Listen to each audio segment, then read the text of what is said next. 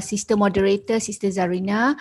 Thank you very much. I would like to extend a very warm welcome to Yang Berbahagia Tan Sri Zul, for agreeing to be with us this morning. And I would like to also welcome Tan Sri. I will also like to welcome all the deputy directors, professors, staff, students, and everyone who are in the audience this morning. So I will just take inshallah 1 minute, not to take the spotlight from Tan Sri. People are waiting for Tan Sri to speak. But I think I will address today's our audience today by saying that as we all know, a language center is instrumental for all universities. So students learn a second language or a foreign language primarily to prepare them for university life. However, we realize that in the current situation now, the need to learn or teach a second language or a foreign language is more than that. So now we are focusing on enabling students to learn to live together through the language or the languages that they know, and to become a global citizen. So, and we are fortunate today to have the Yang Berbahagia Tan Sri to talk about the topic that is close to our heart, and I think it is close to his heart as well. So without further delay, I will once again say welcome to Tan Sri and everyone, and I will pass this screen to Sister Zarinah and also Tan Sri to continue. Thank you very much. You're welcome. Thank you, Dr. Rosnani. All right, I think it's time for us to begin with our first question to Tan Sri. Okay, Tan Sri, as a basis for all communication, language in the education setup is, I believe, of vital importance in putting across developmental thoughts, information, and data. On that note, Tan Sri, how do you see the relevance of or significance of a language center in helping students improve their language proficiency at the higher learning institutions? Tan Sri? Okay. Thank you very much. Assalamualaikum warahmatullahi wabarakatuh. Waalaikumsalam. Rosnani, Zarinah, colleagues, brothers and sisters. Thank you very much for taking the risk to invite me to talk about something which I do not know. So this is something that is always a challenge to me. Being a rector, everybody throw things at you, and I must sort of sum it in such a way that I will talk to you today not so much as a rector. I will talk to you today as an academic. I have a concern for language, and therefore I've got some opinions and some thoughts on this language thing. But before I answer your question, Zarinah, let me just rattle off. Give me about half an hour, okay, just to share with you what I think about this language center, language per se, and try to relate it to what IIUM is trying to do in this context of change that we are undergoing now. I don't know whether can you see my slides now? Yes, we can. Yes. Very clearly. Okay. So roughly this is what you want, relevance of a language center, but not just a language center, but the relevance of languages.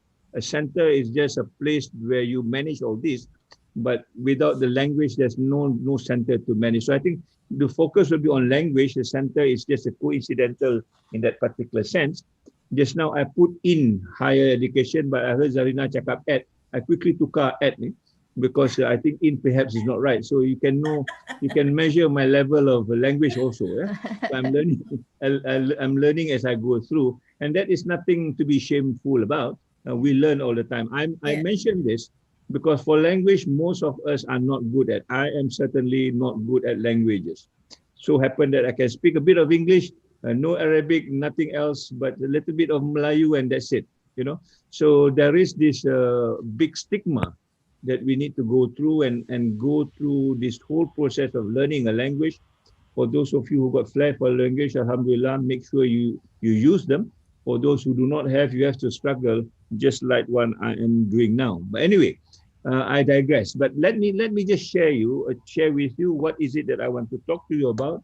I will stop in half an hour's time, but hopefully by then some of your questions will be answered. But I probably will raise more questions than answer. Then we can talk about it like all academic discourse. I think we will discuss it in the best manner possible, right? So what is it that I want to talk about? I see basically this whole transaction that we talk about, whole institution transformation. I think this is something which is real. The last 2 years, we have undergone through a kind of a transformation, big or small, but certainly I can feel the kind of transformation. Physically, we talk about the university being a different university in the sense that we do not talk just about the buildings, we talk about the garden. I hope I've managed to bring back the garden into the university as another place that we need to source for knowledge, not just the library, but everything around us, the trees, the cats, this is Zarinah's pet, whatever else that we've got outside the building. This is part of the campus, and therefore the whole idea of the garden of knowledge and virtue makes sense to us. It's not just a tagline, but it's something that we need to live. And to live in that garden, you must understand the language of the garden. That's the first language contact that we need to understand.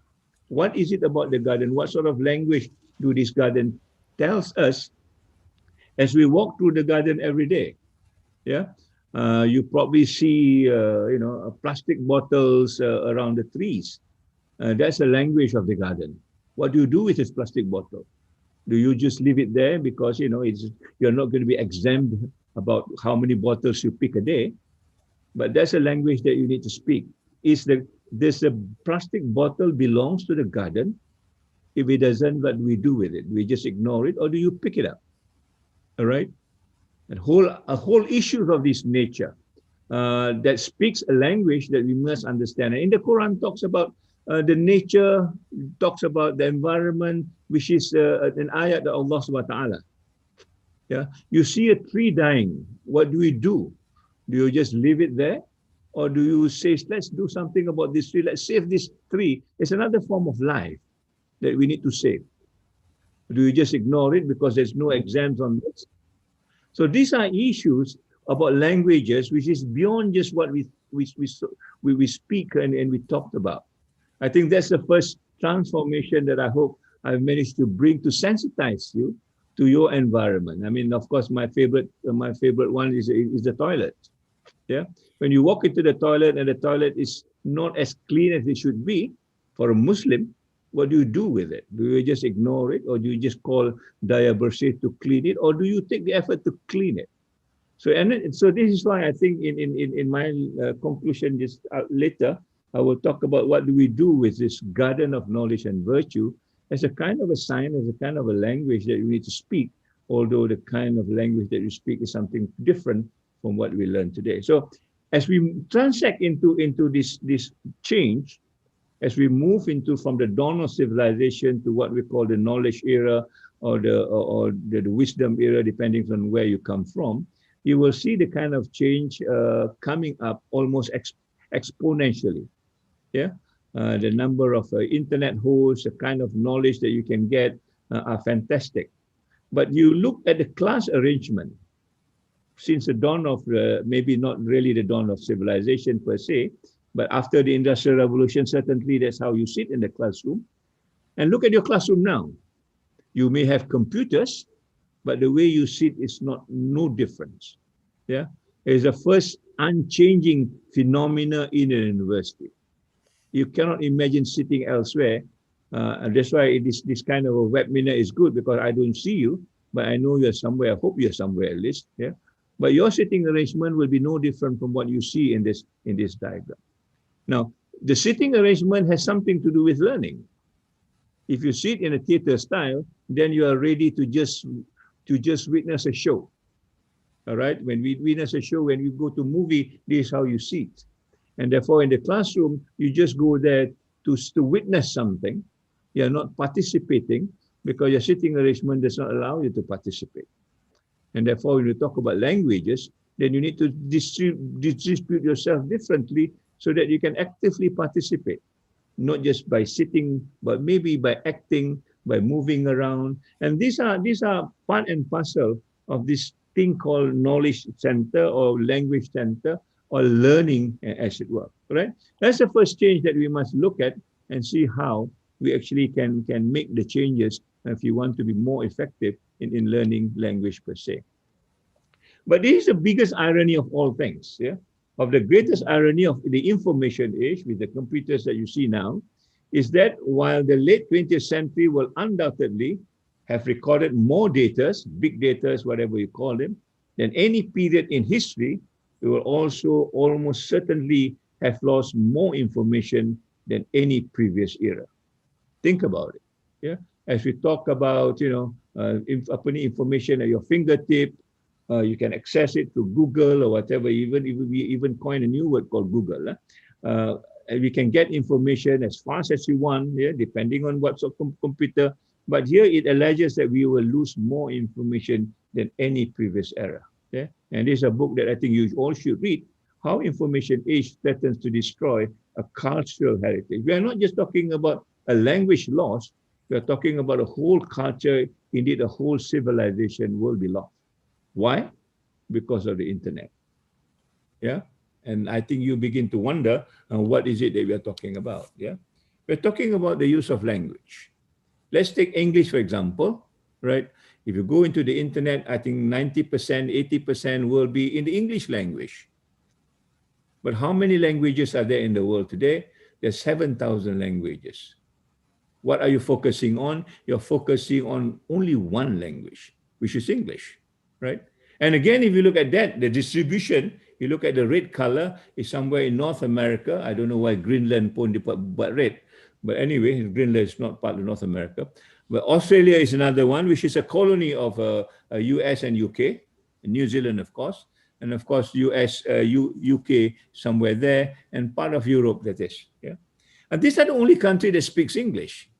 But yet the whole world is focusing on English. But in other words, the languages of the other parts of the world are not even in our radar. Yeah, there's the 9,999 languages around the world. It's not even our radar. All of us are focusing in English. And I'm not saying this is wrong, but this is certainly not what we want to talk about when we talk about languages for the world, languages in the context of living together, and so on and so forth. Yeah? And more importantly, this comes out of what? This come out of an activity called colonialization. Yeah, we do not know English before until they come and colonized us. And these are the colonies you can see there. Yeah? India is a colony of Britain. Australia, certainly, where the convicts were earlier, they were the colony of Britain. Of course, South Africa, where the whites were dominant. Yeah, this is UK, and of course, North America, when the Pilgrim fathers moved to North America, and so on and so forth. Now, the language that is brought to us not under good circumstances. It is under not a good circumstance. In other words, they try to colonize you with a language. And the language then will change your culture, will change your heritage, will change even your perspective of what we see the world today. And we see the world today mainly from the lens of the language that we know. And this is what I think the next map will tell you, right? Here is the British views of the world in 2010. And this picked it up from all the newspapers in the UK. And what is it they're focusing on? Yeah? How British people perceive events on the globe by looking at how frequently a country has been mentioned in the news stories. Yeah?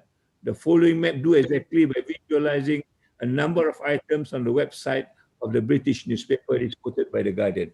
There's a kind of echo somewhere. I'm not too sure where Zarinah the echo comes from. And you can see which are the part of the world that they cover. Of course, US they cover. Yeah, of course, UK they cover. And look, UK is here, so small. But if you look at proportionally the kind of coverage, it is probably 20 times, 30 times bigger. See here how they get bloated up, right? Look at Malaysia. Not much in terms of coverage. Yeah. So in other words, the moment you master this language, you automatically oriented to the country where the language is more dominant. And therefore, our perspective, we know more things about the US, we know things about more in the UK, in Europe. We hardly know anything about Latin America because there's no English spoken here, and therefore it's not covered by the newspaper. All right. We know a little bit about maybe China, but here China is not even, therefore China gets squashed up. Compared to India, which is part and parcel of the English language, India takes a bigger chunk of what China has got. So this is the first thing that we need to realize. Language is not neutral. Language has its excesses, it has its own burden that you must understand. At the end of the day, if you master a language, if you are not careful, it will also master your life. As a Muslim, I think this is something that we need to think about. It's equivalent to Arabic. Yeah, you may want to know Arabic. I will make the distinction between the Quranic language and the Arabic language. Yeah, some people are very much Arabized, all right, and the words that we use sometimes are very Arabic words, and it turns us into an Arab, a fake Arabic person, as it were. So this is what language do to you if you are not careful, and if you have a center that do not understand this, then you have another center that actually acts as a kind of a proxy to the colonial masters, as it were. And I think this is the danger that we must understand what the centers are all about as far as that is concerned. Now, formally, when we talk about languages, because of no internet, we just talk about what is around us, the vicinity about it. Yeah, this is as far as we go because we cannot go any further. But with the internet, you begin to see more part of the world. Yeah, you begin to understand and interpret it from the lens that you've got. All right, and certainly now you can also see the world. You've got this Google map and stuff like that will allow you to see many other things from the kind of the lens that you got. So it depends on what lens you have here. If you have English lens, then this picture will all be different. If you have a German lens, then all this picture will be different. If you have an Arabic lens, then all this picture will be different. Yet, yeah, you are trying to get these people to merge together and live together just by using languages, as it were. And that's one of the other issues that we need to understand, where you are coming from and what lens do you use as far as that's concerned. Yeah. I think you know about this. Certainly people in the language will understand. I've mentioned there are about 7 million, a population, right? There's 7,000 languages, right? And about 2,000 are fewer than 1,000 speakers. It doesn't really matter. If you minus 2,000, you get still 5,000, all right? And if you look at this sequence of languages, you find Chinese is the most. Of course, Chinese will take other languages at the same time, their dialect, and so on and so forth. Next is Spanish. Third is English, all right?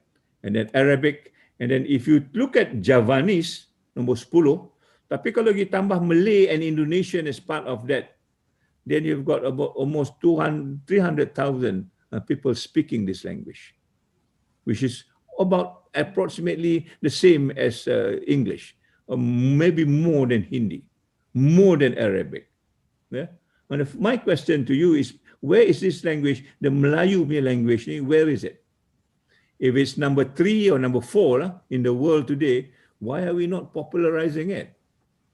It is not it's not a language of the marginalized. It's not the language of people who do not have the numbers. We do have the numbers, but why are we not popularizing? And that's why I think last year I made a statement that everybody that comes here must understand the Malay language. Yeah, it is. I think if you rank it, it's probably number 6 in the world.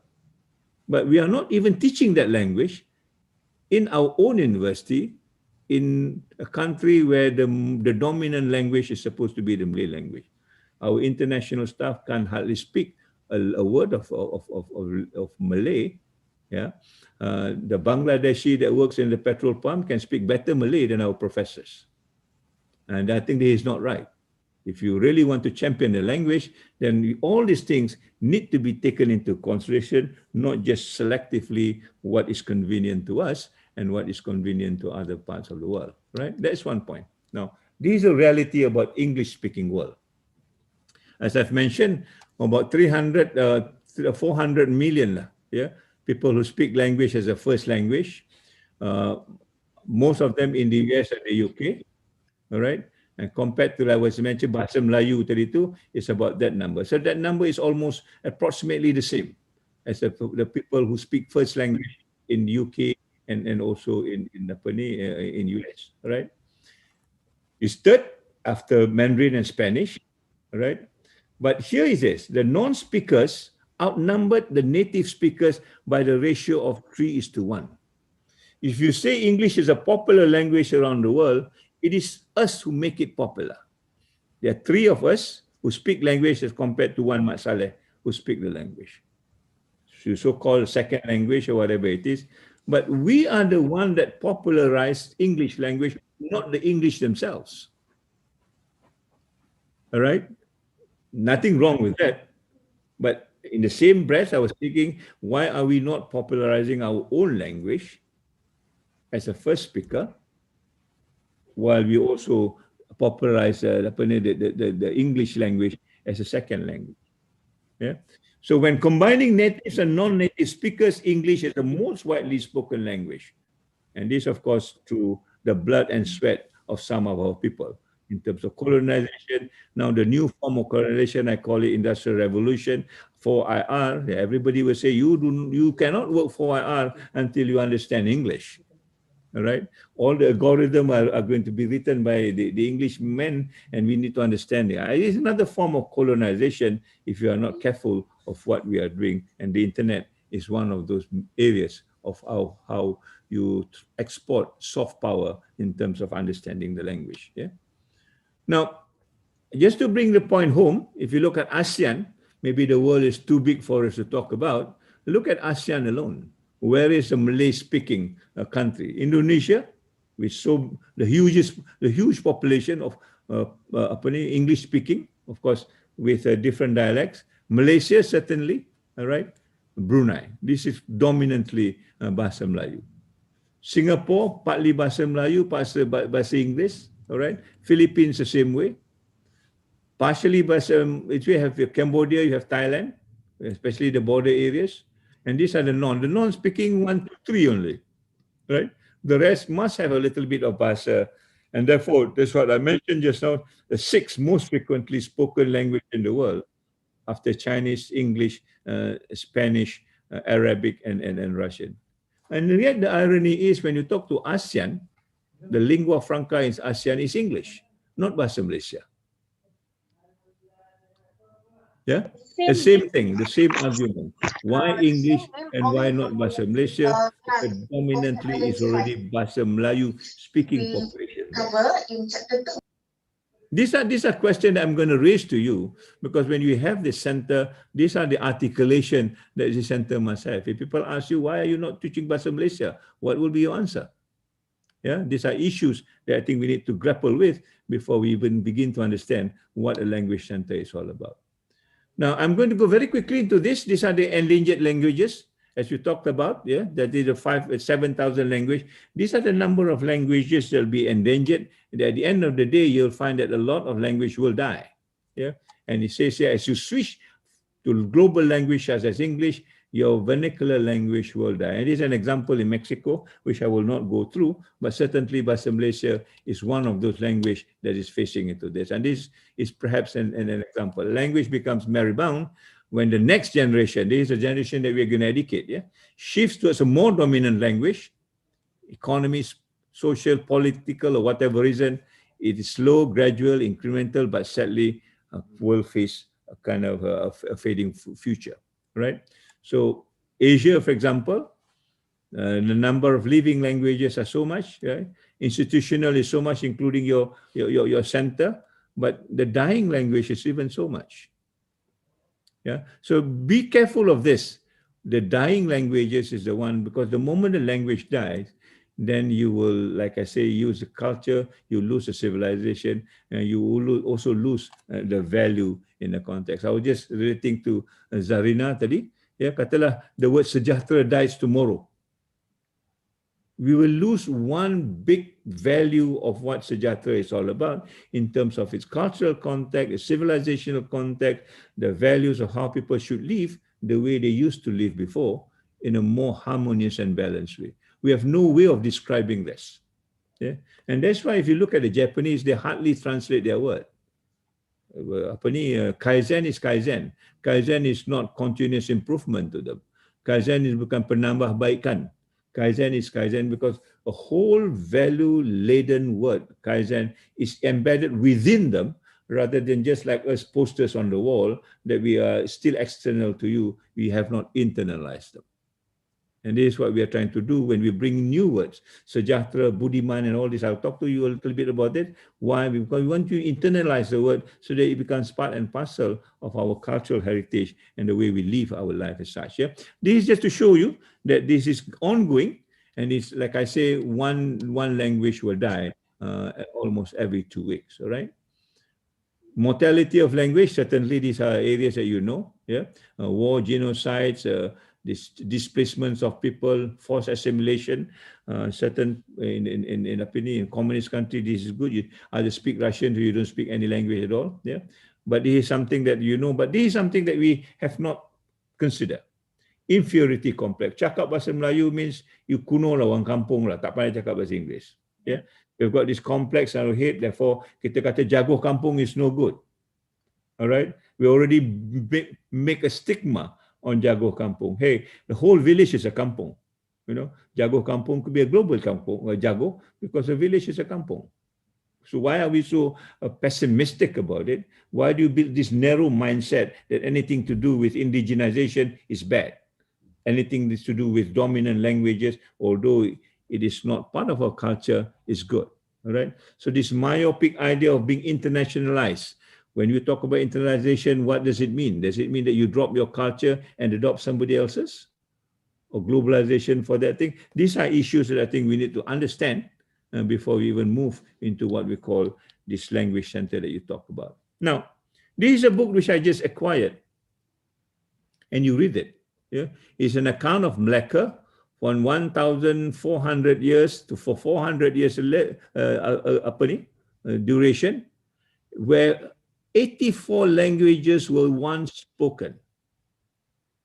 They don't need a language center in Melaka 100 years ago, or maybe 1,000 years ago, sorry. All right? Ponder. 84 languages is spoken in Melaka. Now you go to Melaka, they only talk ulau besar luar pagau. That's about it. Where are the other languages in Melaka? What has happened to it? This could be an iconic center where so many languages were spoken hardly 1,000 years ago. These are issues that I think we need to consider, and this is happening within our embed. Melaka is just a stone throw away, yeah. But what has happened to Melaka now, when there is no more this variety of merit of languages that they used to hold at one time as a point of civilization, so to speak.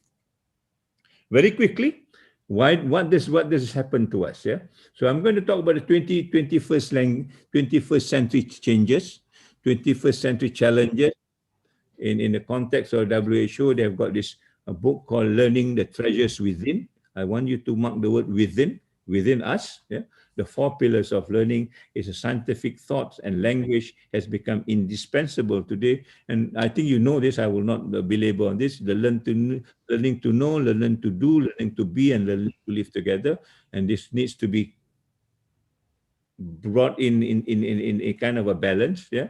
If you know, then what do you do? If you do, how do you live together? Living together, what does it need? All this is part and parcel of a holistic learning. All right, not just learning to know and then you don't know what to do with it. I think this is where we are at a point in time. Right. This is just a graphic part. I just want to go, this one you also know. Learning to know means in terms of your language, to understand the mastery, the tools, and so on and so forth, so that you can make decisions, you can be creative, you can keep, memories and stuff like that.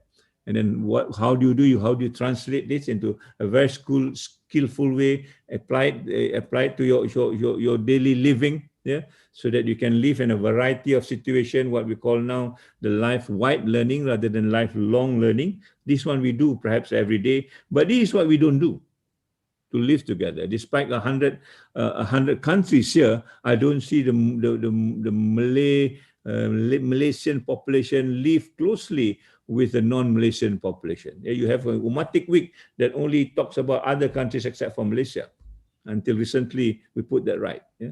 What does it mean to live together? It means you have to understand the history, understand the tradition, understand the spiritual value. Nevertheless, you need to understand also the language. You cannot understand the history and the tradition without understanding the language. All right? And then you develop what they call the inner peace of mind and heart. These are words of of UNESCO. It doesn't come from any Islamic institutions. Yeah, it doesn't come from OIC for that matter. Yeah, it talks about inner peace of mind and hearts. Exactly, very much structured in the kind of Quranic language, if I may say so. All right. Now, before you can live together, then you need to learning to be. And what is learning to be to them is to be this complete person, believe in holistic integrated approach and educating of the human person, a total development of the person. You can only get that if you have all this. And therefore, you need to have this language before you even begin to understand it. And that's why your Quranic, your tilawah is so important, because it adds on to this. You don't do tilawah because you need to do, because you want to pass an exam. It develops you as a human person, that complete human person, that insanul kamil or holistic person or insan sejahtera, whatever you call it, that is what. And these, I think, where the richness of language is. And I hope this language center will understand this in that particular context to develop the whole person, not just to pass the exam. You pass the exam, the whole person is still wanting, then you have failed the exam, as far as these 4 pillars of learning is concerned, right? Now, we now have got another one. Recently, I think in their discourse, when we talk about the future of education, they got to learning to become. Learning to become what? All right, now, in the learning to become, they say, well, you need to find what is the world that you want. You need to create the world that you want, all right?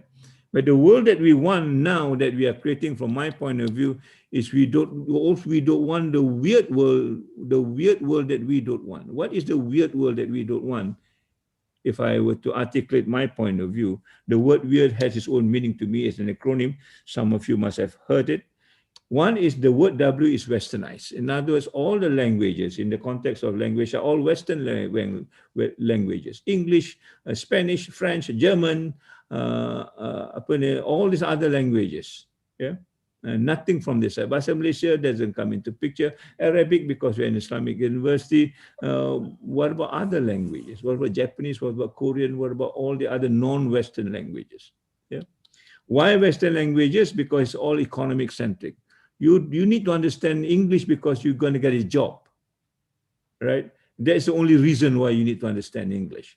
No, nothing else. And who has said this? The industry said it. We will not employ you if you don't speak English. So why tak pandai bahasa English ni dimomokkan? Oh, they're bad in English. English is terrible and stuff. Therefore, we cannot hire. Okay. And then you talk about reputation, or you need to be a rank. You understand English only, you can be ranked, and we become so obsessed over it. At the end of the day, it becomes very dehumanizing for me. In other words, you become very segmented. Yeah, you become a person that only works for the economy and the material world, as it were. There's nothing internalized when you talk about learning to be and learning to live together. You can't even learn to live together because you don't have that language that makes you a person that could live with other person, right? So I want to change that. When you talk about learning to become what, I want to say let's learning to become wiser. What this wiser means to you or to me is we have to be wholesome as a person, as a complete person, including the command of language, understanding the language. You need to be inclusive. In other words, you need to understand as many languages as possible. Go back to Malacca 1,000 years ago. 84 languages. You can just master 4 languages. You're good. Forget about 80. Inclusive in that sense. Yeah, you can speak Mandarin, you can speak Tamil, because these are the languages is around us. Of course, you want to speak English, you can speak Arabic, you can speak another language. That is what inclusive means. Yeah? Then you become sustainable. In other words, you can live any part of the world without feeling inferior. This myopic mindset that I talked to you about does not exist. We become equitable because we can act the same like them. And finally, our rahmatan lil alamin. What is this rahmatan lil alamin that we talked about when you only know 1 or 2 languages? Yeah, when you know that rahmatan lil alamin in the context of languages is 7,000 languages. Where is that rahmatan lil alamin? when you talk about in the context of languages. So this is what I think we need to be talking about when we talk about a language center. I think the whole gamut of what is happening in the world today, and therefore leading the way is what we say, going to Rahmatan lil Alamin, and where is the context of languages in that particular sense. Okay, let me finish a little bit more. These are the challenges which I will not go through. Why is the center critical? I will probably use my last slides here. It is critical to me, not just to pass exams. It is critical because one, it helps you to create a shared values. Same terminology, understood by other people. We create a common platform. We have a basic standard of under minimum what do people say and how to understand it, and therefore we have a collective position. So we can work together in this context of ukhuwah or ummah or what you call it, because we have got the shared value. The shared values is important. This is where learning to live together becomes a substantive goal as far as language center is concerned. Yeah.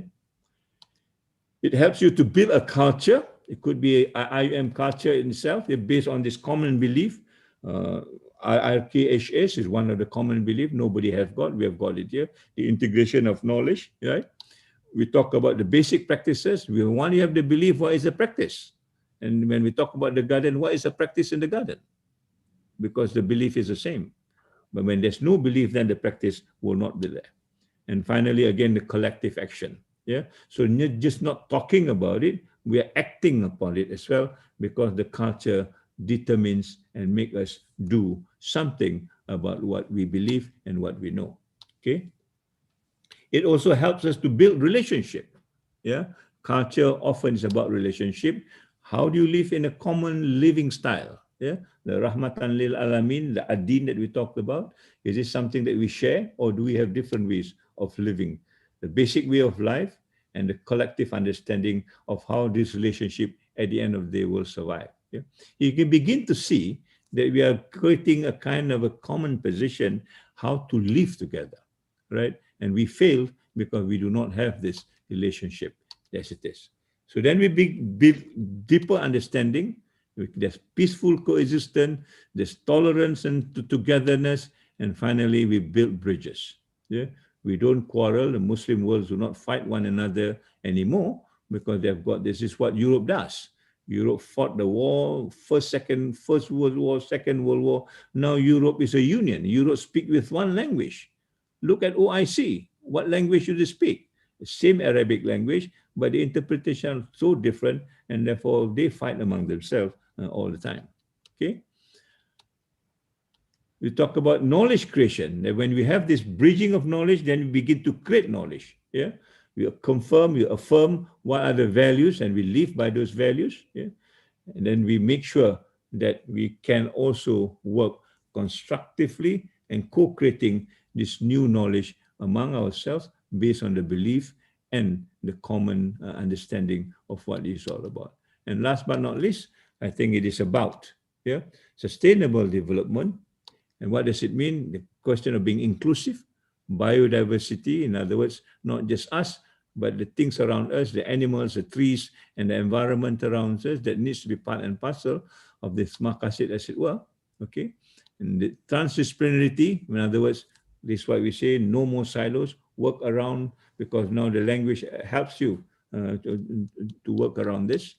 And last but not least, we begin to be community focused. You can work with the community now because the language can transcend those boundaries. And this is what we talk about the community engagement is all about, right? So if you were to have a language center that works on this, that it really works into the mission of the university of this whole institutional transformation.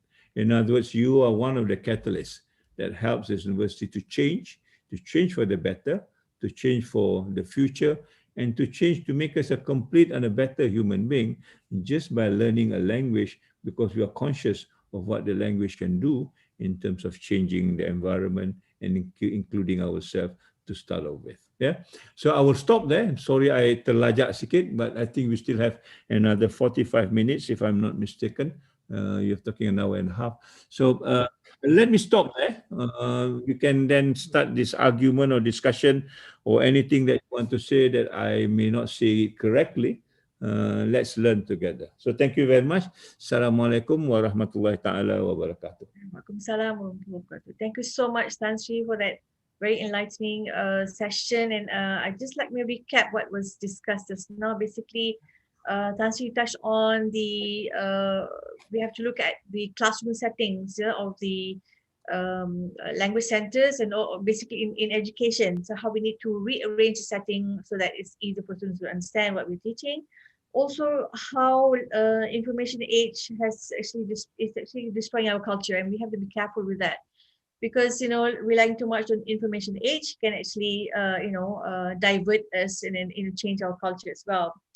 And then you touch on colonization, which can also divert our mission and vision, and also the education system if you're not really careful about that. Yeah, because we want to maintain what we have, to maintain the culture. And most importantly, you touched on how we need to popularize Bahasa Melayu. Basically, at CELPAD, we have a division, Bahasa Melayu division, which prepares students with to teach them basic Bahasa Melayu, so that they be able to communicate with the international community on campus, as well as use the language to survive in the country while they're here.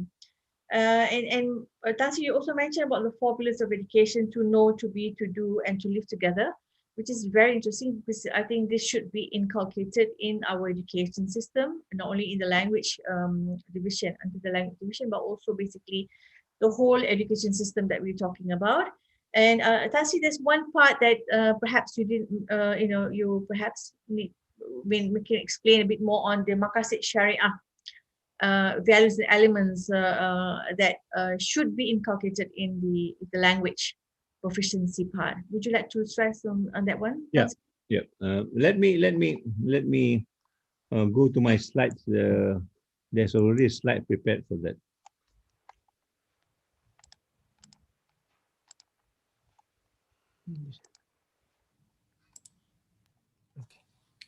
Hold on. I hope I've got the right slides. Mungkin bukan. Let me go into another slide. There's too many slides. But before that, I just want to talk about we are moving into the second phase of transformation, where we talk about what we need to do, and this is the slides I'm going to share with you now. Tolong apa ni?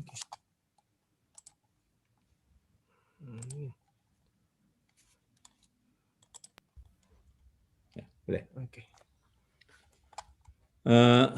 Ni dah expert belum? Okay. Now you know, I think where is the centerpiece? Not there. Okay. You know, our tagline has always been humanizing education through Maqasid Sharia and sustainable development. I've spoken about sustainable development, but our sustainable development in the context of language that I spoke to you just now is not just about taking things as given to us. Yeah, we want to craft it in the language that we understand in this university, and this language is about the Maqasid Sharia, the purpose or the objective of the law. That's why I understand what Maqasid is all about. Why do we do certain things in certain ways? Yeah, there is not trying to apologize to other people, but we have got a stand why we do certain things in certain way, and that's what Maqasid is all about, right? And the Maqasid, from the little that I know, we talk about protecting life, protecting intellect, protecting future generation, protecting wealth, and protecting belief, of course. Yeah, I want to start, since we are talking about the future, I want to start about talking about the progeny or the lineage or keturunan, they call it. It's one of the maqasid that is important, right? And because of that, because we are looking at the future, then you need to understand what is it that we need to do to the future. And of course, certainly, as I've mentioned to you, one is about belief, because the belief is the one that shapes you. So the protection of belief is important. What is the belief as far as this university is concerned? Of course, the Islamic belief. What other belief do we have in terms of education, for example, that is not misaligned with the whole Islamic perspective, right? And of course, we also want to make sure that this future generation, their life is protected. And therefore, there's the other maqasid, that they go into any part of the world, being a Muslim, their life is protected. They are not victimized because of Islamic phobia. They are not victimized because they are a woman. They are not victimized because they are the other. Yeah, I feel sad in US, for example, despite the democracy and the best education system that they claim to be, yet the minority, the blacks say, my life matters. I thought that would have been settled, that life matters, doesn't matter whose life. Islam talks about all life matters. It's not just the black, it's not just the brown. By the way, white is also a color, but I don't know why they make exception and all this. Yeah, not just the white, but not just the animal, not just the human being, also the animal lives matters. And that's maqasid. In other words, protecting life in the holistic sense. That becomes important. And that's a language, as I mentioned to you. Yeah, you walk into the garden, that's a language that you need to master when you talk about maqasid asyariah. You cannot be chopping down trees and say you are also living in the maqasid, because you are not protecting what God has created for us to enjoy, to learn, to reflect, and to understand. And in fact, if you go down to sciences now, there's a whole discipline called biomimicry. Biomimicry means you take your inspiration from nature. Yeah, there's a whole a discipline called insectronics now. The word insect and electronics. Now you study the insect, and then you build electronics around it. So, for example, people now are able to make gadgets as flat as the cockroach. And they use this cockroach now for disaster. If there's an earthquake, then they use this cockroach, the insectronics, to go into all these small cracks and to see what's happening under. Is there any people trapped under this?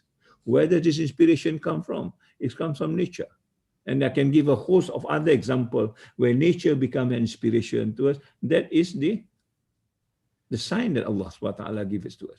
But if you don't understand the cockroach, the first thing you see the cockroach, you just killed it, and then you forget about it, then you will not learn anything from the cockroach. Yeah? So everything that is created around us has got an inspiration that we need to discover. And you can only discover that if you have that idea of this belief that God has given us something that we can learn from. Right? And of course, and of course, you talk about the wealth. And the wealth and the maqasid, if you talk sustainable development, is just beyond your physical property. It's not about your car, it's not about your handphone, it's not about your house, it's not about whatever else that you bought from the supermarket. It's about what God has given us, the air, the water, yeah, the resources. These are the wealth that we need to protect. Why are we wasting our water? Why are we wasting our electricity? Why are we not making use of the sunlight that was given to us 365 days a year?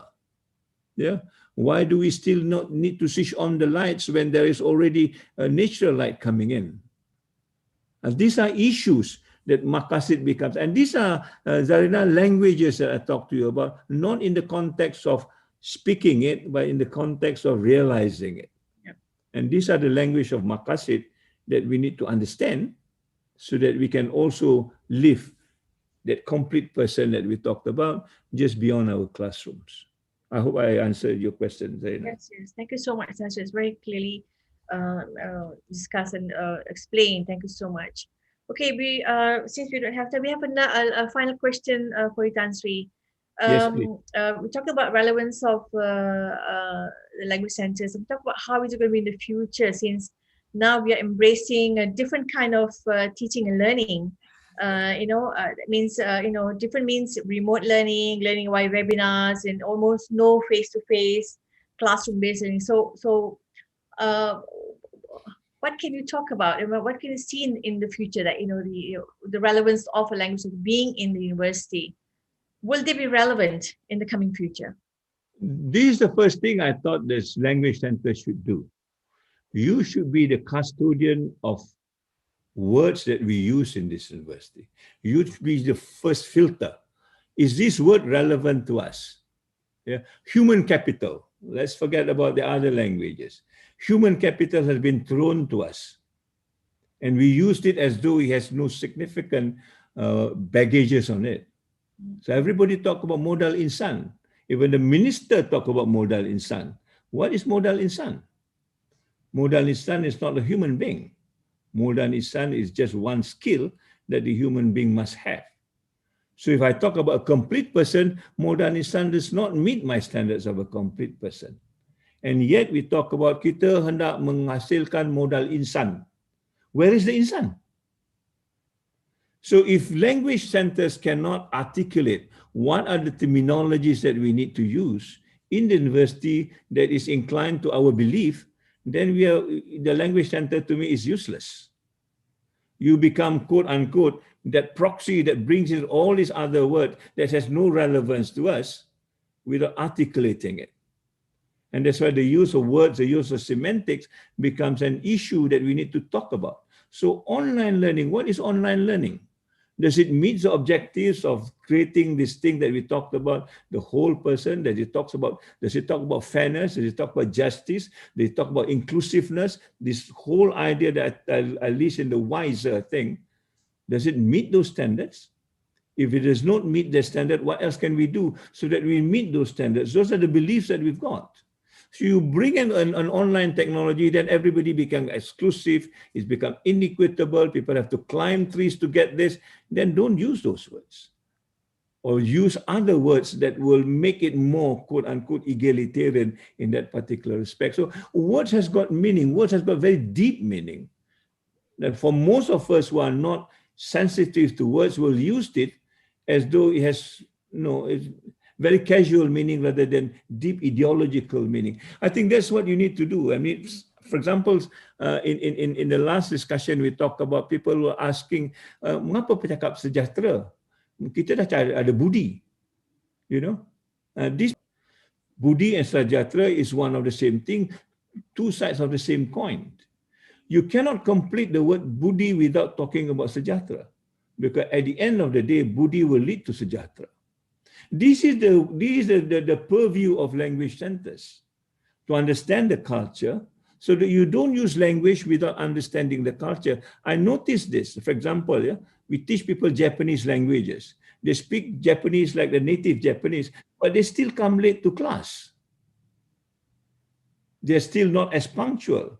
They're still not as clean as the Japanese is. So what is the use of language when we speak like a fluent Japanese, but your life is not mirrored by that language? I think that's the role of a language center. In fact, the language center will include, whether you like it or not, the behavioral part, the cultural part. And I think that's what I mean when we talk about a language center. And these are the words that are being thrown at us every day now. Yeah, that we need to examine it before we import it in our curriculum or pedagogy or whatever. So SAF is doing this now. The Sejahtera Academic Framework is doing that. We are now putting a glossary to all this, what we mean when we say certain things, so that we understand it in a holistic way, that we begin to actually use it in the correct manner without, running away from. I see Isarji is the best person to understand. Prof, maybe you want to help me with this. I'm not a language person, but I think you got what I'm trying to say. Professor Haji, would you like to say something? Assalamualaikum, Tan Sri and fellow. Waalaikumsalam warahmatullah. Nice to hear you again. Thank you very much, Tan Sri, for an excellent presentation and the global views of languages. Thank you. In line with CELPAD's vision and mission. Thank you.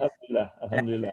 We do agree with Tan Sri. There is a need for CELPAD right now to branch out and to offer more languages instead of offering Bahasa Melayu, English, Arabic, and also recitation and tilawah, Tan Sri, based on your presentation. Yes. And there is a need also, I agree with you, that for CELPAD to focus on the semantics, or there's a few terms used on that, in addition to what they are doing right now. At the same time, Tan Sri, we also have DEL and also education who are offering degrees undergraduate and postgraduate courses that can assist on this, because CELPAD are offering pre-university courses and also kuliah courses. So we work together on this. Thank you, Tansri. Yeah, I want to add, Sadi, since you're on the line and Rosnani is also there. I don't know whether this language center of you could be, like I say, the gatekeeper of what are the words that we need to use and explain it to Malaysian and the Muslim world, whether these words are relevant to our perspective ataupun tidak. I mean, the word modal insan to me is enough to cover a lot of things, you know. When this word is thrown to us, who articulates it? I understand masa tu was during time of Pak Lah, when Pak Lah talks about apa tu education revolution, he talks about the word modal insan. Fortunately or unfortunately, I think that word is important, but nobody articulates it. But if you read the thesis on what the theory of human capital is, it says very simple. It says just about creating an economic being, and that's it.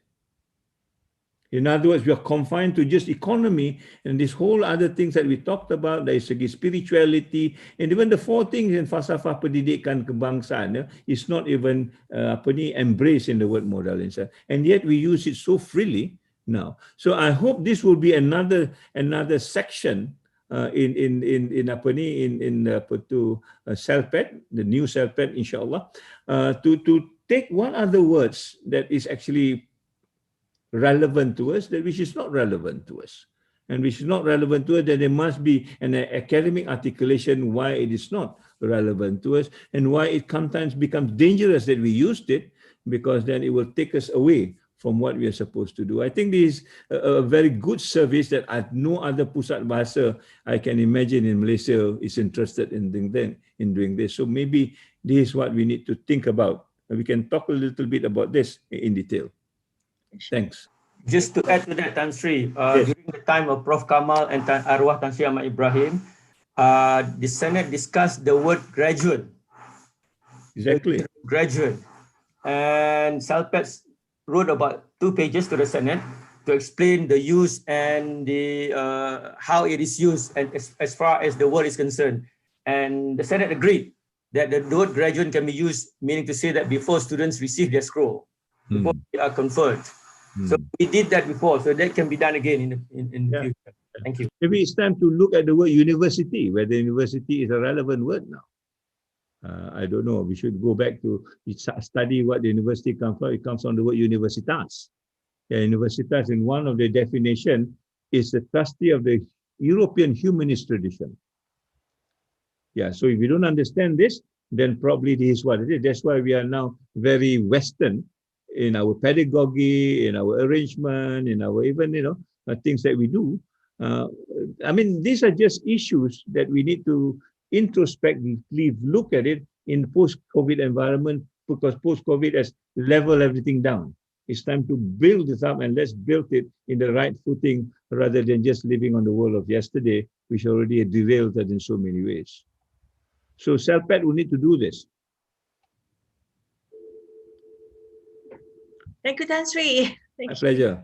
Okay, right. Thank you. I think, inshallah, with all your insights and with all the information that you have shared with us, CELPAD will be moving into becoming a new CELPAD, inshallah, in the future.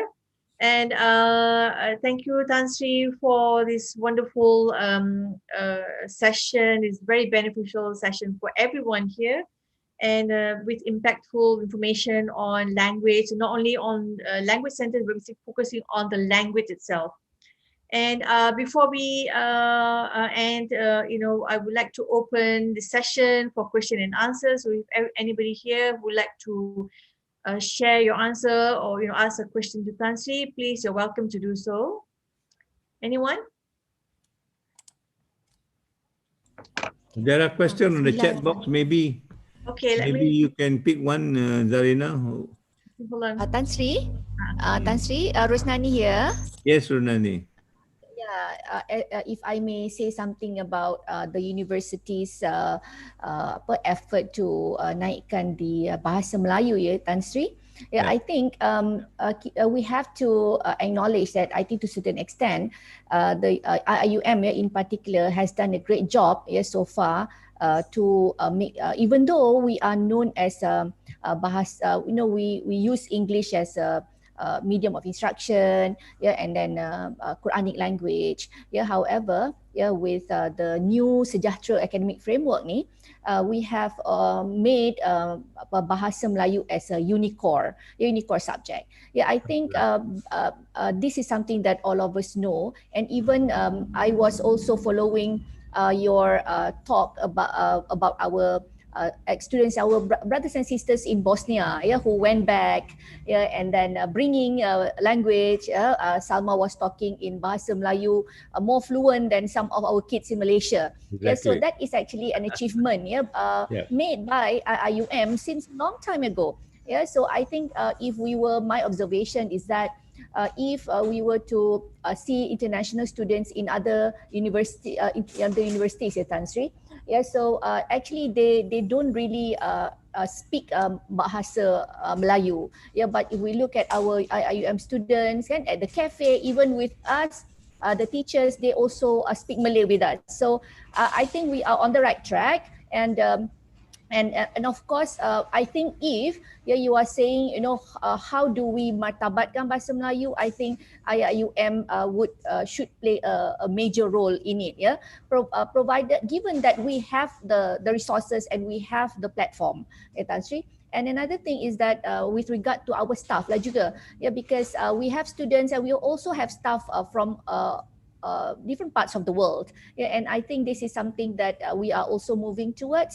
Yeah, we are making it compulsory for our staff, for our international staff to take the Bahasa Melayu exam, yeah, and so on. And we hope to see more efforts being put also with collaboration with MSD, so that we can have more courses for our staff, yeah, to actually learn Bahasa, not as a so that they can become part of a society that speaks Bahasa as well in UIA and also when they go back, inshallah. Yeah, Tan Sri?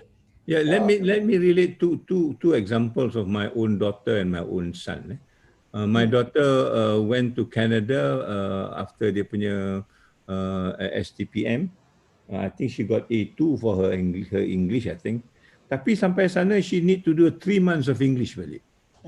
They don't care whether you get A2, A1.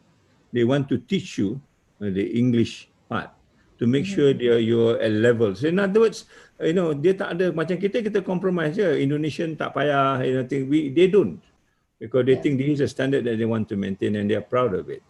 And of course, she has to go through. She has no choice. My son, he graduated as a finance person, but suddenly he wants to change his bidang into Latin American history and Spanish language.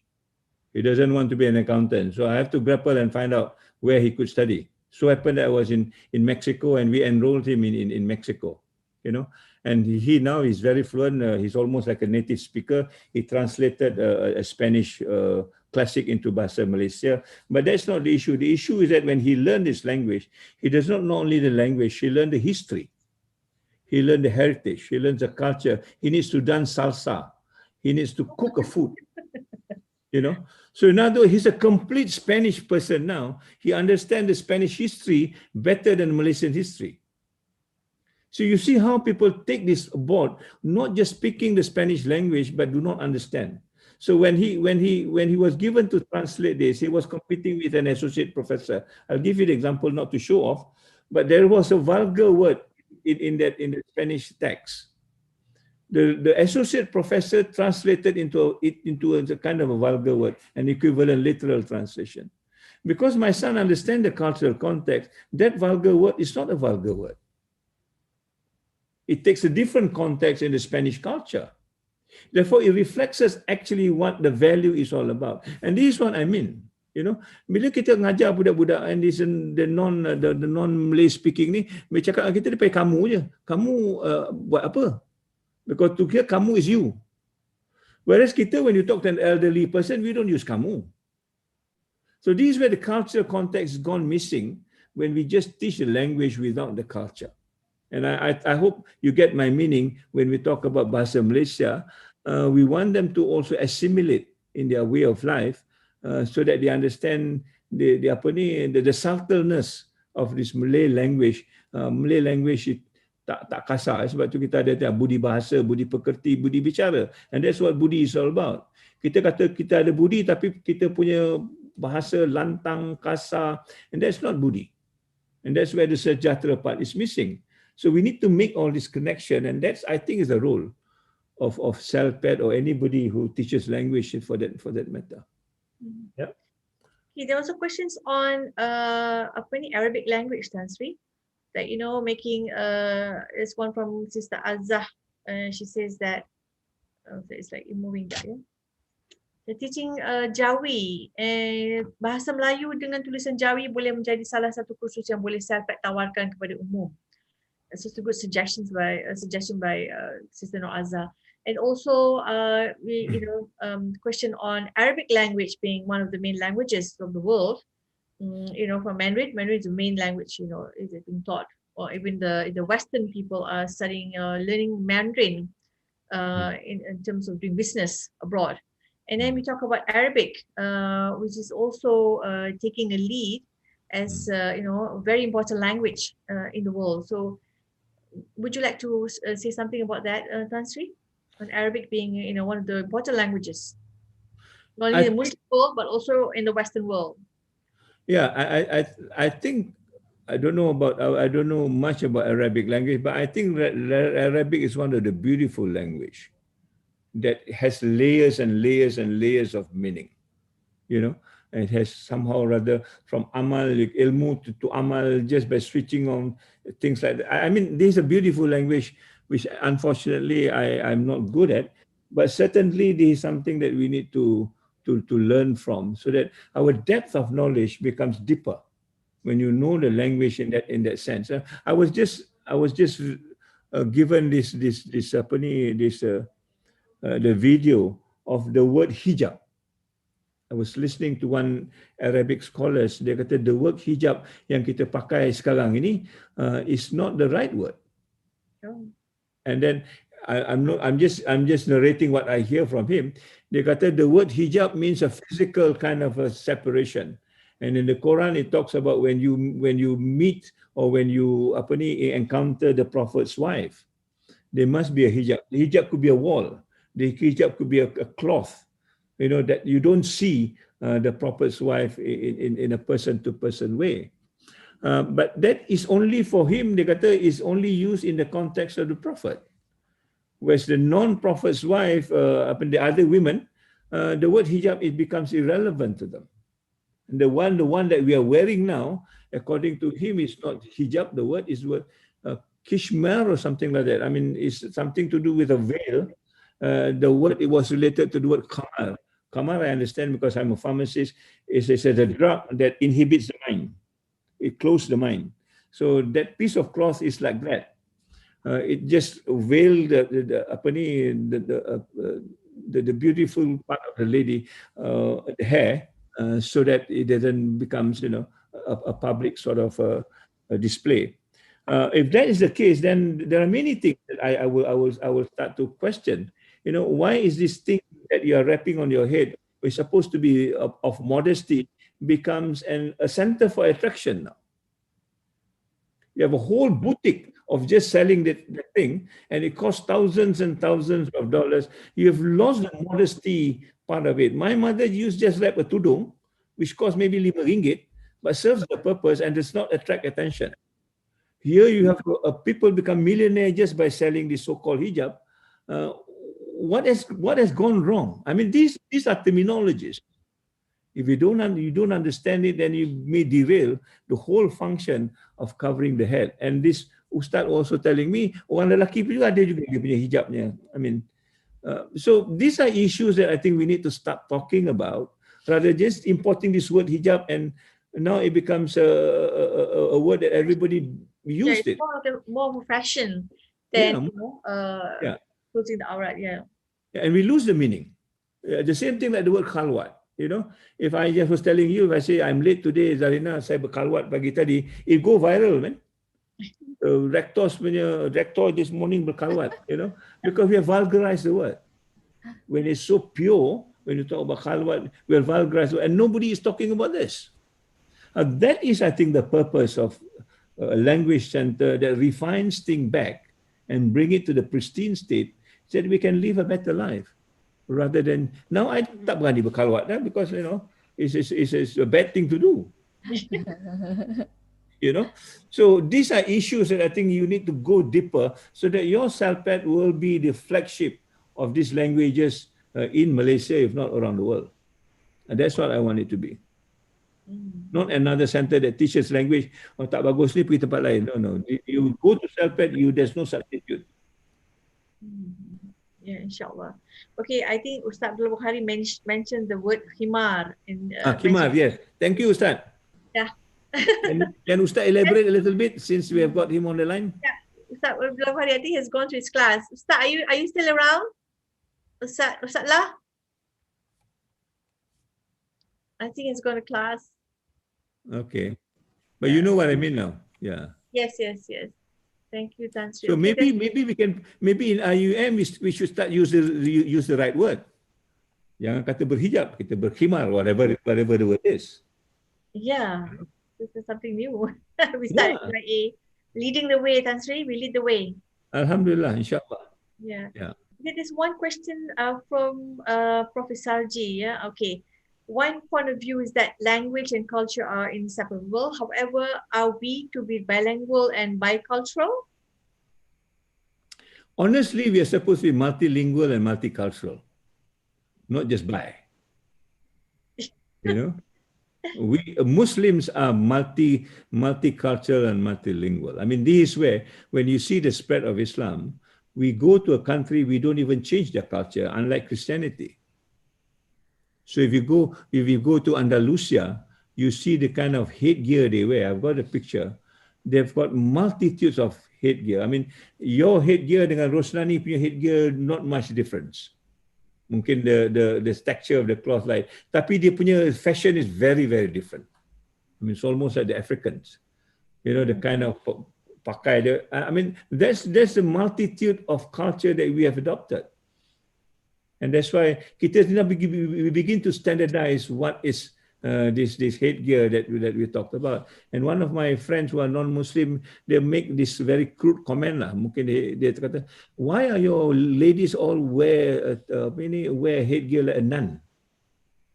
Bagi dia, that's the closest to what the nun used to wear. So we have lost that multitude.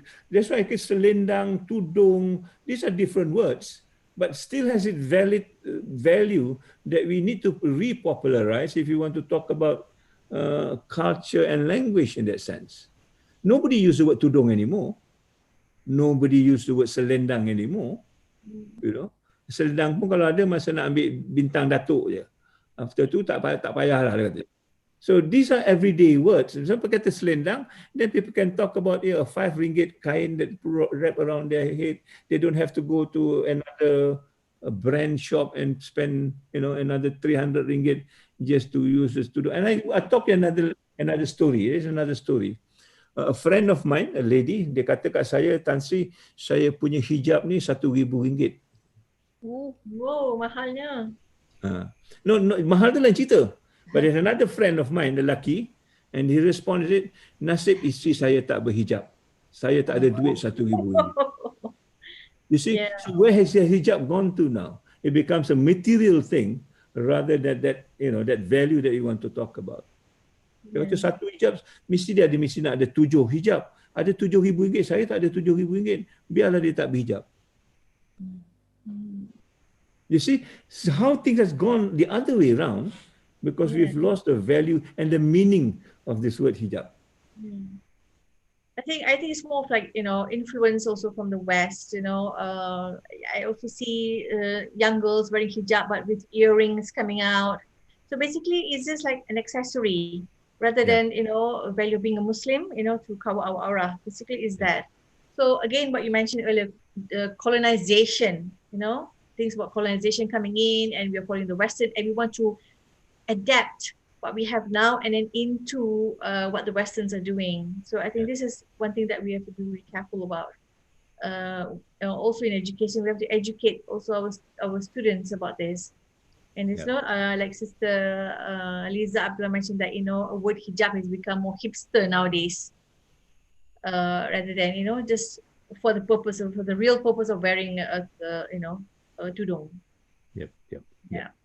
So let's look at more questions here. I do. On that, Okay. Tansi, there's something that I wanted to ask you earlier on. Maybe if Dr. Zainal is here, he'd be very happy to hear this about, building the ideas of empowerment and participation in the community, like, bringing the language from the university to the community as well. And I think this is a very important, because it falls on the SDGs mission for a more sustainable future for all. Yeah. So maybe you'd like to elaborate a bit on that one. I think that's okay, but I think it's the reverse process is more important. Bringing what is a community back to the university, because our university, I think you must understand now, is much of it is imported from the West. And the word weird that I've talked about is a very westernized way of teaching. But if you look at the natural way, that's why when we talk about the word sejahtera, for 20 years I've been using this word sejahtera, understanding it from the falsafah pendidikan kebangsaan. It's not something that happens yesterday. And when I also read the Quranic translation, the word sejahtera is always there when we talk about, something that's peaceful. In that, I don't know what the Arabic translation is, tapi dalam Melayu dia gunakan istilah sejahtera. So I thought there's a lot more value to it. But more importantly, as I've mentioned to you, when we do studies, for example, when you go to Bali, and when we see how Bali maintains the subak system, which is the irrigation system for thousands and thousands of acres, and they're still very much pristine, and there's no, unlike Kedah, they've already been translated into housing. They still remain there. Now, when we study that and we do the research, the word for sejahtera is a Hindu Buddhist word called Trihina Karana, and that's been there for the last 1,000 years. And what is Trihina Karana? Trihina Karana is a three thing. They got a man and man relationship, man and nature relationship, and man and God relationship. That is sustainability to them, which is a lot richer than the so-called sustainable development that the Western world is bringing to us. The elements of God tidak ada. Yeah. The elements of man to man, minimal, but they are more man to physical and man to nature. So that's why when we talk about SDG, some people think that I'm just importing it from UN or UK or whatever. But we want to translate, and this is why we bring in the maqasid end, because our understanding of SDG must cover the maqasid al-Sharia. And the 5 things of the maqasid, anything of the 17 goals can be fitted in these 5 slots. Number 1 about poverty, is about life. Number 2 is about hunger, it's about life. Yeah. Number 3 is about cleanliness, it's about life.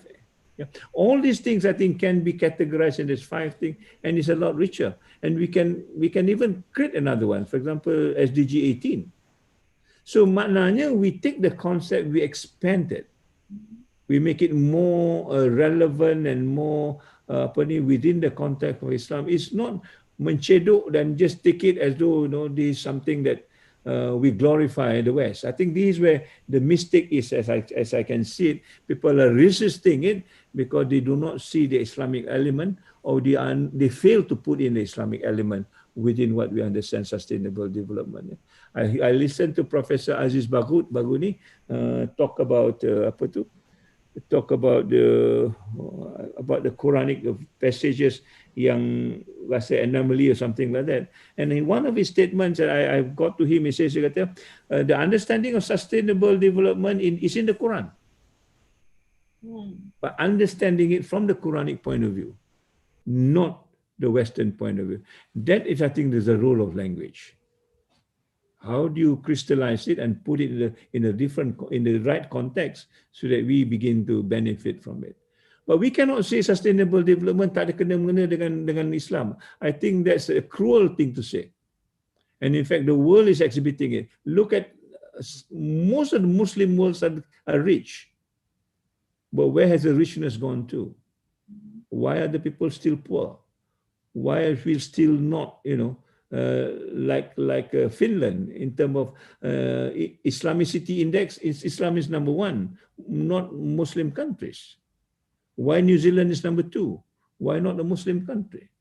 And this is the thing that we are now beginning to put some, amends to it. And all this, like I said, has something. It starts with language. It starts with understanding. It starts with the semantics that Isaji is saying. Kalau kita ambil sustainable development in its totality, without giving the infusion of what language is all about, from the Quranic point of view, then we have lost it. And who's going to do this? Yeah, people like me will not be able to do it. It's Bicentris and yourself. I think you need to sit together and say, now, which are the right word for us to use? And macam kita use physical distancing, like good example. Yeah? Everybody is using social distancing. He said, no, we want to use physical distancing because we say physical distancing is the right word to describe that. And now, alhamdulillah, the government takes it on. We take the lead. Yes. I don't know whether I've taken your discussion away from what you want, but that's, I think, the new role of CELPAD. Yeah, inshallah.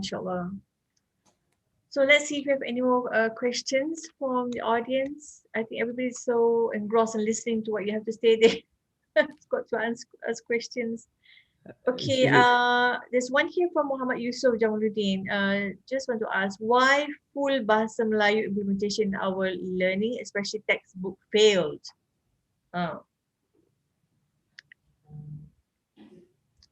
Why, I think, having full BM, Bahasa Melayu implementation in our learning, especially in textbook, has failed, especially for maths and science? As a university, I think we should be writing our own textbook. It's not too much to ask. Yeah. In fact, as a university that profess a different way of thinking, our textbook should have this integration of knowledge, of revealed knowledge, and science. There's no textbooks like that. So I mean, this is what I meant. We profess something. What is the follow-up? You see my map just now. Yeah, from creating the platform, how do you finally launch it out? We cannot just be talking about it and we are not going to the full extent of even providing the textbook. Kalau tak ada textbook pun tak apa, but do a kind of a module, electronic module, tak ada duit nak publish, tak apa, but do a kind of a module so that it really represents what we want to say. We be talking about, katalah, this revealed knowledge and reason coming together. But the textbook we use are just about reason, no revealed knowledge. So what does it mean? It means you need to rewrite a textbook or write a complement to the textbook. Then we are going to the full scale of it. So this is what I find the gaps are when we talk about this transdisciplinarity or the combination of knowledge. Somebody sent to me semalam. Dia kata NUS now is starting, what do you call it? Is that a department or university? University of Science and Humanities. Yeah. And they send it to me. Dia kata NUS is doing this. My response to him, I say, IIUM has done this 35 years ago. We have done even better. We have combined revealed knowledge and reason. Which is higher than humanities and science. But why our model not picked up by NUS? That was my question to him. Why do US picked up the other model? Why? Because I think we don't have the textbook that talks about it. Yeah, we just probably pronounced it. We sometimes do not even have the behavior to demonstrate it. I'm sorry. So the full extent, the full extent of this is not being worked on. So you can talk about it until cow come home, but until these things is published and people read it and people criticize it and we go into debate with them, then our work is not done. And that's the nature of the academic world. I'm saying it to you now. I'm sure there's so many of these questions do not agree with me. But I should be able to stand and say, this is what I mean, and I defend my position. And that's the scrutiny that we must go through. If you want to go into an international world, that's the scrutiny that we must go through. If you don't go through this scrutiny, then people will just disregard you. So my question to you is that if CELPAD takes this on, can you stand in the world stage and say, look, this is what we mean and this is what we want to bring to you? Can you convince them? Can you, quote unquote, bring them to your side? And that's the nature of the academic world. Bukan kita shock sendiri dia. Yeah? Kita dengan Islamic world, maybe we are fine. But go to the Islamic world, that's your real test. Whether you get accepted ataupun tidak. Whether you can make a stand ataupun tidak. After all, we are talking about Rahmatan lil Alamin. We are not talking about Rahmatan al-Malaysia or al-Asia. You know? Live the way you talk. And I think we should be there, inshallah. I have the full confidence we have got this. It's a matter of how we structure this. Best, inshallah. The new CELPAD, inshallah, we'll do this. Yeah. Tan Sri, if I may say something, Tan Sri, Rosnani Go here. ahead. Go ahead. From what you have said, I think we understand that when talking about language and teaching a language and making sure that it means something, it means something, it brings meaning to the learners. I think for us, it is not right for us to pick and choose. If, for example, we want to focus more on teaching, on exam, or whatsoever. I think we have to take into consideration everything that is surrounding the language, as you said, including the culture, including how, how do we actually bring meaning to it itself, like the textbook and so on. I think that is the best thing to do, and that is something that we learn from what you have said today, inshallah. This is what SAF is all about. I hope Lihana is listening. This is what SAF is all about. SAF is about, removing all these artificial bars or artificial barriers that we talk about. That's why we don't want to talk about the KIP. We want to bring the KPI in, so that we are developing a kind of a new structure that talks about the holistic thing. Language, Rosnani, the way you put it, is arriving at meaning. What is the meaning of that thing? If you do not arrive at the meaning, or if the meaning is not in terms of what we are saying, then I think we have not completed our work. Same thing here. When you talk about sustainable development, what is the meaning to this? The meaning to this, maknanya we live in equity, we live in justice, we live in fairness, and how much more Islamic can you get? If you are denying it and people are not living in that kind of a structure, then I think perhaps you are doing disservice to Islam. If you're still tolerating the rich become richer, the poor become poorer, the poor needs to climb a tree to get an internet, and that is not sustainable, and I think we have not done our work. The word may sound strange to you, but the meaning is the same. I think the meaning is what we are more concerned, rather than just the word or the symbolic word as such. So I'm very excited about this. But there's a lot more work to do. But that's what life is all about. Life is about doing work, isn't it? Yeah. Okay, Tan Sri, last question, Tan Sri, from Dr. Farida from CELPAD. Yes. What is Tan Sri's view on English teaching nowadays, and how should CELPAD do it differently? I think English is not owned by the Englishmen anymore. English is a global language, so we are at liberty to use it the way it benefits us, and I think that's something that we need to think about. How does this language benefit us?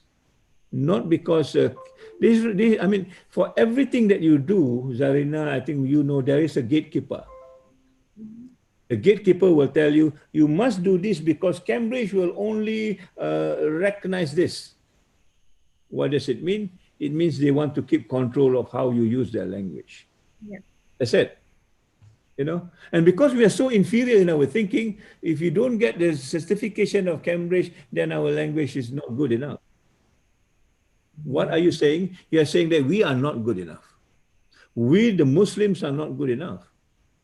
And I don't agree with that. You know, we can master the language, and I'm sure some of our speakers are better than their speakers. Otherwise, we will not win debates at that level. So we need to liberate ourselves from the idea that we can be in control. The moment we know the language, we know how to use it, we can even compete with them. So we don't need to use their quote-unquote labels just to get by.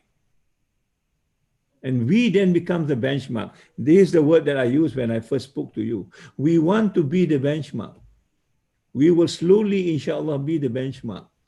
The moment people understand what we are all about. Tapi kalau kita asyik menumpang orang saja, we are benchmarking other people, then who's going to believe you that you are the benchmarker? That's a whole psychic that you need to change. You know, for example, when you talk about the word happiness lah, I'm sure the Arabic equivalent to happiness is a lot more. The Malay equivalent to happiness is a lot more. Ada bahagia lah, ada gembira lah, ada seronok lah. You know, English happiness is happiness, maybe joyful a little bit. Yeah. So the richness of the language, because we are community of that nature. I mean, kita punya community is, the more words that is in your community, maknanya the more in tune you are to that language. Why do we need to subscribe? Why do we need to translate sejahtera into well-being? Sejahtera has 10 layers of meaning, and you just go for one word, a well-being. That's not enough. They need to translate all these 10 words into their use, the other way around. So it's about, back to my last thing. Are we inferior in our thinking that we need to subscribe to everybody, people all the time? Of course, sometimes we need to, but we need to do it all the time. Tengok apa orang lain buat, kita ikut.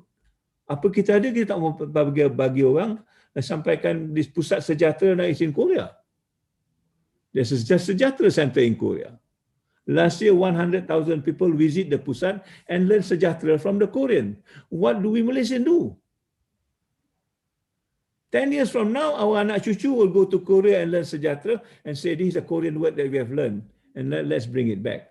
Because datuk nenek moyang tak pernah ajar dia apa ini sejahtera. The only Malay word in the world that people know now is amok. Yeah. You know?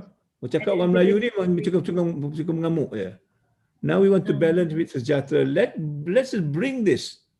These are something that people are beginning to understand and accept. And that's the role of a university. Not just teaching our people, but teaching the world, as it were. Yeah?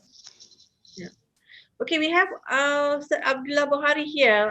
Ustaz, yes. Would you like to say something about Himar. Arabic? Please, Ustaz, say something or a question for Tan Sri. Okay. Assalamualaikum. Dia macam ni. Dalam surah Al-Ahzab, surah 33, surah Al-Ahzab, surah 33, adab dalam rumah tangga Nabi, ayat yang ke-53, Allah Ta'ala kata, وَإِذَا سَأَلْتُمُوهُنَّ مَتَاعًا, if you want to ask something from the wives of the Holy Prophet, فَاسْأَلُوهُنَّ مِنْ وَرَاءِ حِجَابٍ, ask them behind the curtain, hijab. Okay, regarding the normal Muslim, as you said just now, normal Muslimah, refers to surah An-Nur, surah number 24, verse 31. Allah say, وَلْيَضْرِبْنَ بِخُمُرِهِنَّ. Khimar ni, the head cover, or should we say the veil. In particular, for the, I agree with you, because the veil, khimar, originated from the word of khamara. Khimar is like the wine, it covers your akal, so you cannot think properly. Yeah. Actually, so, yes. So the right terminology is khimar. Khimar. Can we popularize that? I mean, can become popularized that? Can we bring that, remove the word hijab because it's not the right terminology? Katakan pelajar-pelajar di UAE ini mesti berkhimar rather than berhijab. Actually, we need a lot of discussion or research on that because Please do. okay. Please do. Because kita sekarang ni we are taken like I said, I mean we are being hijacked, and I use the word hijab as though khimar, but that's not the right word. In other words, kita nak suruh orang makan ayam tapi kita keep on use the word daging. Okay. So kita makan daging lah, mengingatkan ini ayam, kerana perkataannya daging. So I think we need this is the role of the center to put the thing in the perspective. And let's change the world. Masya Allah, if we can change this one, you can tell Jakim, we can talk to Jakim, this is not the right word. Give your academic reasoning. And I think that's our role.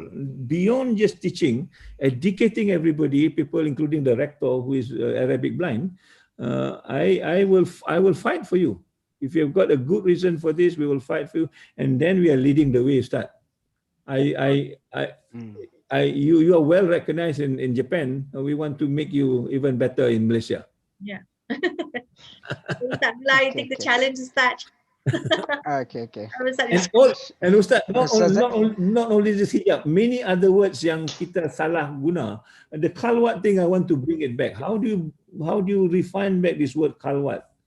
Instead of proximity between men and women, satu maksiat kita panggil kalwat. Dan kita tak boleh pakai kalwat. Dan saya nak bak dekat Zarinah, pagi tadi saya berkalwat sebab saya lambat. So how can we bring this back and refine? I thought this is part of Islamization code. I'm not too sure whether I'm right. But we are not looking at this in that kind of refinement, because at the end of the day, that defines our life.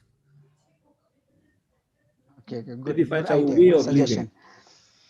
Yeah. Inshallah, we take it as a challenge for CELPAD. It can be a collaboration between Tilawah, because it related to the Holy Quran, and Arabic, of course. Ustazah Nurhana, the head of the Department of Arabic, must be here. Okay. Ustazah, tak ada. Yes, okay. Assalamualaikum warahmatullahi wabarakatuh. Ustaz Intan Sri, please allow me to add some comment on hijab. Saya rasa lah, please allow me to speak Malay. Sebab perkataan dalam bahasa Arab ni, termasuklah hijab, dia ada beberapa maksud. Cuma based on dia punya maksud asas, hajabat adalah menutup. Dan daripada menutup itu digunakan dalam beberapa konteks yang berbeza.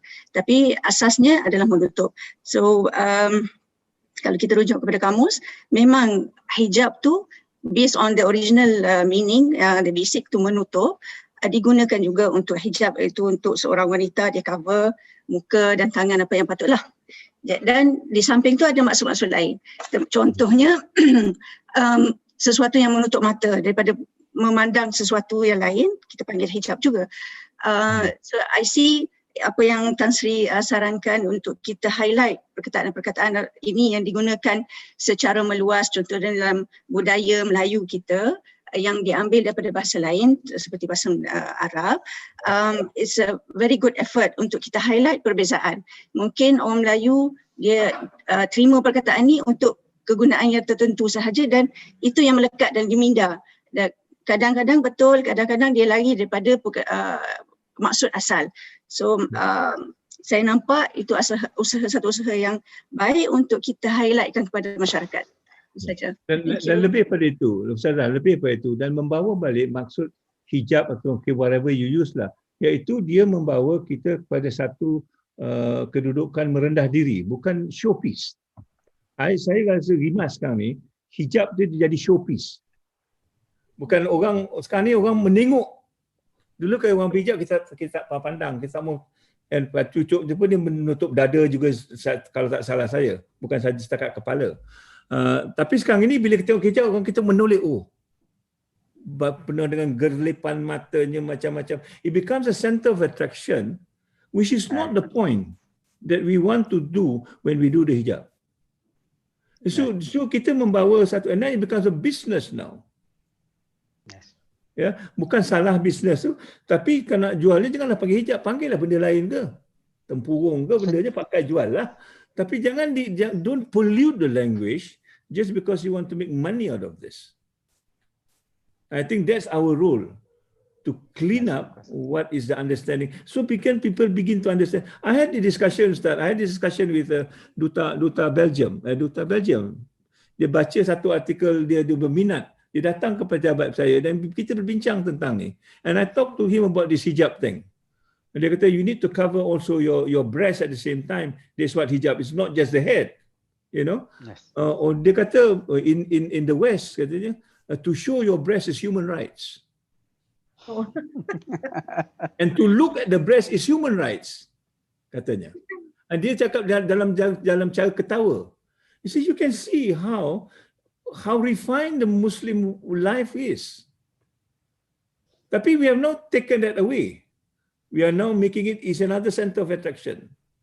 You know, I think these are issues that I feel which is critical for us to crystallize. Orang nak ikut tak ikut lain cerita lah, but then the understanding is our role, I think, as an academy. And we've got the scholars here. Kalau Ustaz Bukhari tak ada ni, I will not talk about it lah. But the scholars are here, and we now need to move the scholars. If you want to write a book, I will promise you I will publish it. I get Rusfa to publish it. Do an academic dissertation on what this hijab is all about. Macam Ustazah kata, memang dia punya ruwet ni, tapi dalam Quran ni konteksnya begini, and how is it now, and relate it to the world of fashion.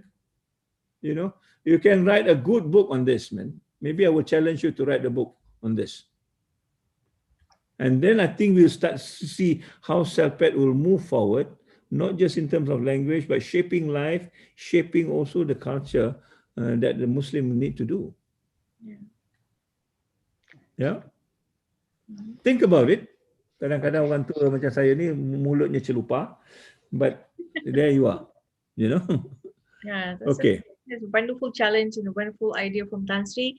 So, Ustaz Abdullah, you can start working on something from CELPAD ni. We are hoping that you will produce something at the end, perhaps next year, insyaAllah. Yeah. So, I will remind you from time to time. Masya Allah, Allah Akbar. Okay. Datang balik ya.